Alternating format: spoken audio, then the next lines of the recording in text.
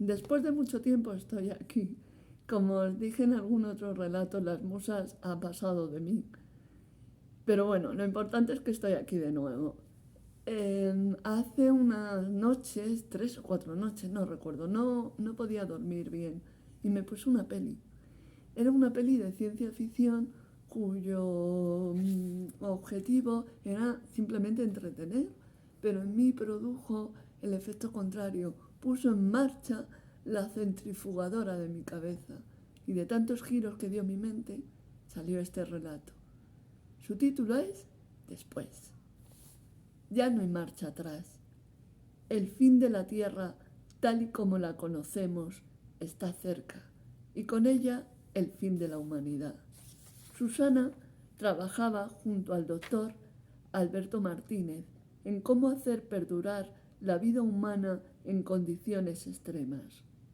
Había una pequeña colonia en Marte donde todo estaba acondicionado, pero en un espacio cerrado, sin poder salir al exterior, debido a los efectos dañinos del sol y a la falta de oxígeno. Hará un par de años que se hicieron experimentos, pero las personas que participaron no lograron sobrevivir. Se estudiaron los fallos y se mejoraron las fórmulas, que posteriormente se probaron en primates con verdadero éxito. No hizo falta hacer mucho hincapié para reclutar a voluntarios, ya que nuestro planeta se había convertido en un infierno debido al cambio climático externo y a la maldad que habitaba por doquier. Se eligieron 6 voluntarios, 3 mujeres y 3 hombres. A cada uno de ellos se les explicaron los riesgos. Les prometieron que si todo salía según lo previsto, sus familiares serían los siguientes en someterse a los diversos tratamientos para poder iniciar una nueva vida lejos de la Tierra. Dicho tratamiento tenía varias fases y todas ellas de vital importancia. El primer paso sería endurecer la piel con el propósito de proteger tanto el interior como el exterior de los seres humanos. La segunda fase consistía en que las funciones vitales seguirían intactas con el mínimo consumo de oxígeno. La última, y no menos importante, sería adaptar la visión para que también tuviera protección frente a los efectos nocivos de los agentes externos. El avión salió con puntualidad, doctor Martínez. Me informan que en un par de horas estarán en la base, dijo Susana. Bien, contestó Alberto, sin apartar la vista del ordenador. Mañana mismo empezaremos con la primera fase. Durante un instante dirigió la mirada a Susana y añadió: «Todo listo, ¿verdad?». Su asistente afirmó con la cabeza, con cierto nerviosismo y admiración. Los primeros días transcurrieron sin apenas novedades. El tratamiento para endurecer la piel iba muy despacio para evitar riesgos innecesarios. En los entrenamientos hubo alguien que destacó por encima de sus compañeros, Javier. Tanto en las pruebas físicas como en las pruebas psicológicas superaba con creces la media de los voluntarios. Sin embargo, Raquel, a nivel psicológico, se mostraba temerosa, poco decidida, pese a que físicamente sus marcas eran impecables. El doctor Martínez le propuso a Javier que le echara una mano. Pensó que tal vez la confianza entre ellos sería más fácil que con el equipo médico. No se equivocó.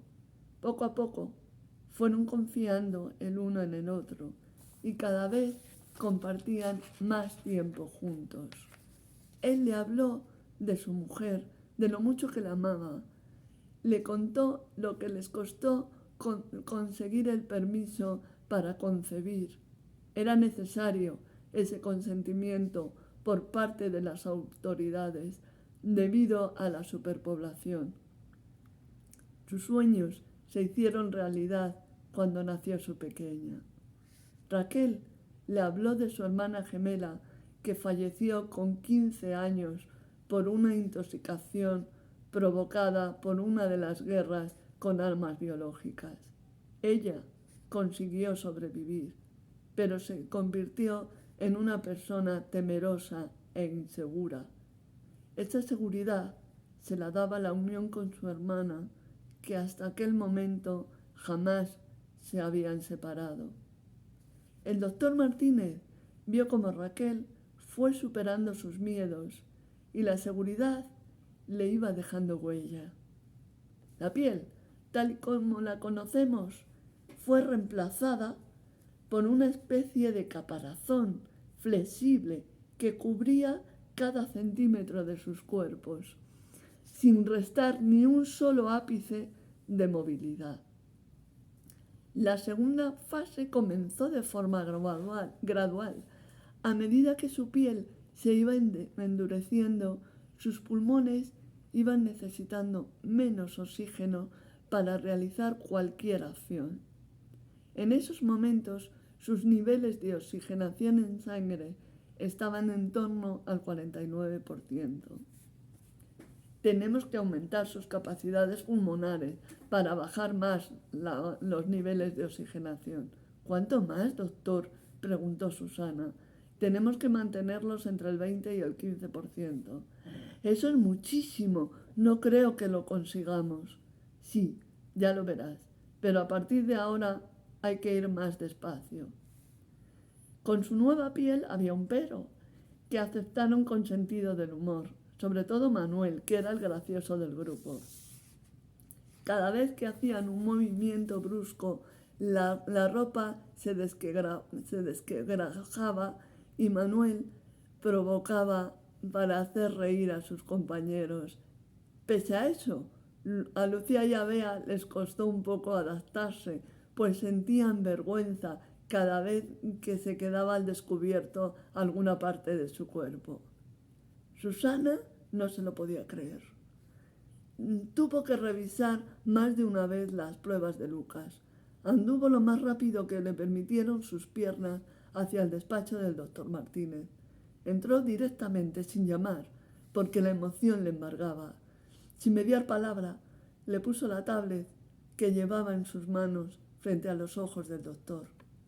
Es mejor de lo que esperaba. ¿Y el resto? También van a buen ritmo, pero añadió emocionada. Un 10% de saturación y con todos los valores intactos. Es increíble. Eso solo lo podía haber conseguido usted. Susana, te recuerdo que somos un equipo. El mérito es de todos. Había un efecto colateral con el que no contaban. A medida que sus cuerpos se iban transformando, la empatía iba aumentando. No solo se ayudaban entre sí, iba mucho más allá. Era un sentimiento extendible a toda la humanidad.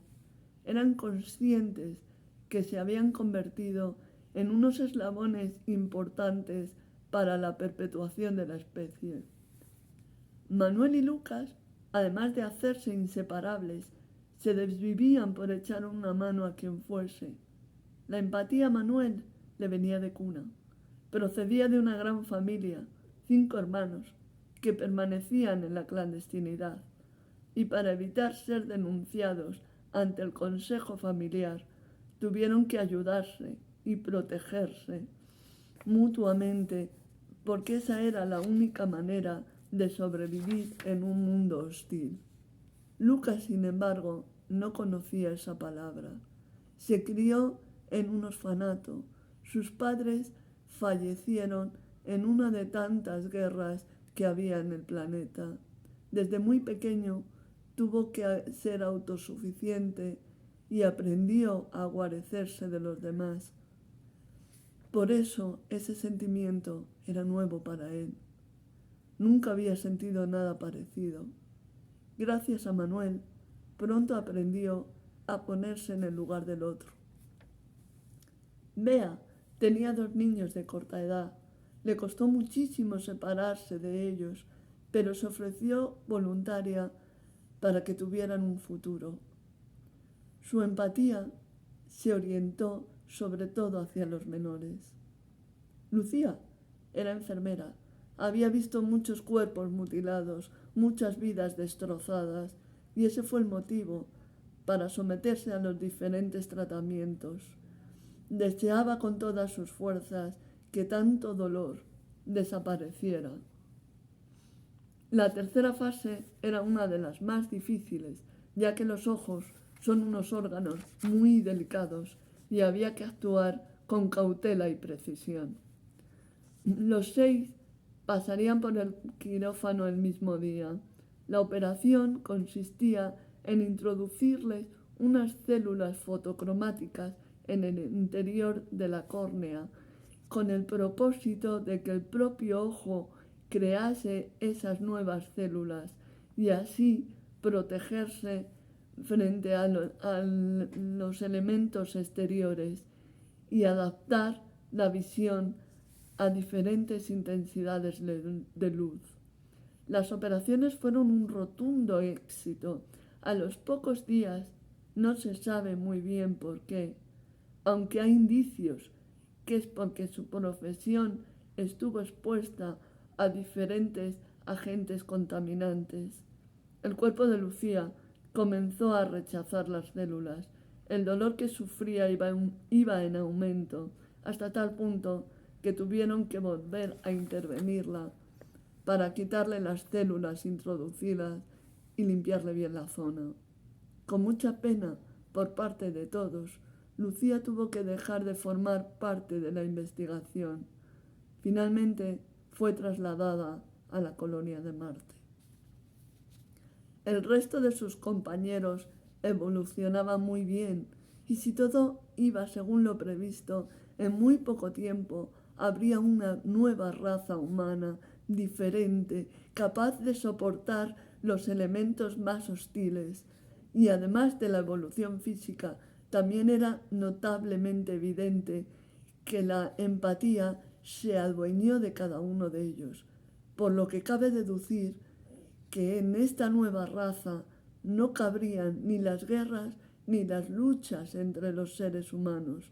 Eso tan solo sería un mal recuerdo que no tendría cabida en el futuro.